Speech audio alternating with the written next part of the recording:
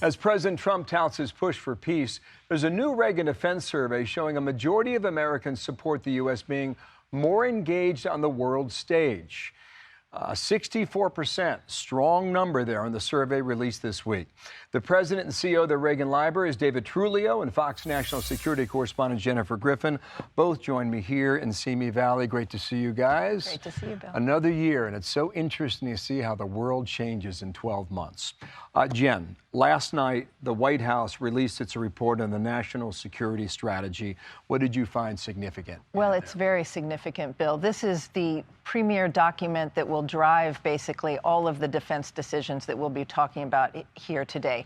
What's different, this is really what is being called a Trump corollary to the Monroe Doctrine, going back to James Monroe of 1823, which really focuses more on the Western Hemisphere and malign influence in the Western Hemisphere, and warns any potential adversaries about sort of operating in the Western Hemisphere. That is a big shift from past national security strategies, including from the first Trump term, which focused more on great power competition, on the pivot to Asia, on Beijing and Moscow.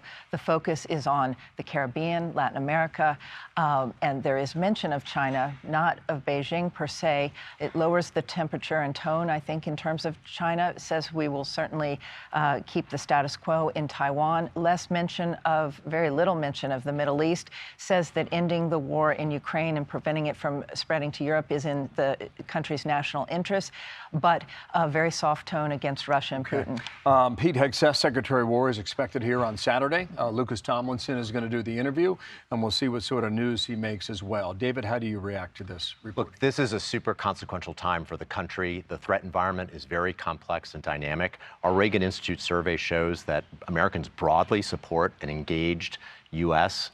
in the context of peace through strength. As Jen points out, the focus on the Western Hemisphere is important. We see drugs and migration issues as being key issues the administration has dealt with.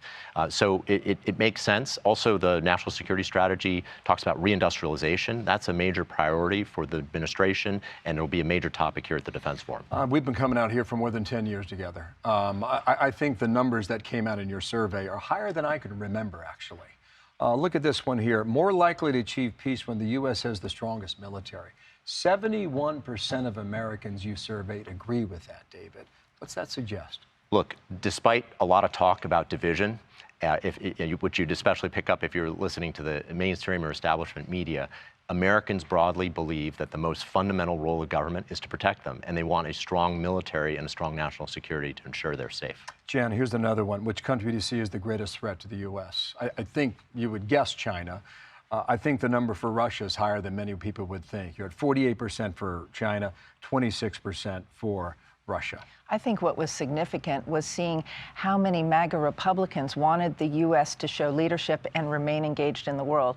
It came down to 79%. So of that first statistic you gave, MAGA Republicans still want the U.S. engaged in the world. The other interesting stat was in terms of support for Ukraine. A majority of Americans want to send weapons to Ukraine, including 65% who want to send Tomahawks to Kyiv. Okay, so we'll see how that goes out of the White House and the strategy there. You mentioned Venezuela and the focus on the Western Hemisphere. Here we go. Military force against suspected drug traffickers. You found that more than 60% of Americans approve of that. At 62%, you're just shy of 2/3. What's that tell you, David? Tells me that the American people understand how devastating the drug epidemic has been, and they're crying out for action, right? So this is a huge issue. When you look at the number of people who die in this country every year as a result of drugs, it's multiple 9/11s every year.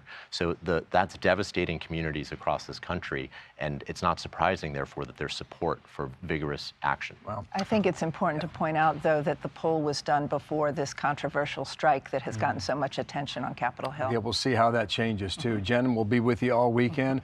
David, thanks for being a great host. Okay? Means a lot that you're here. Thank you. I love the setting yet again, okay? Thank you both.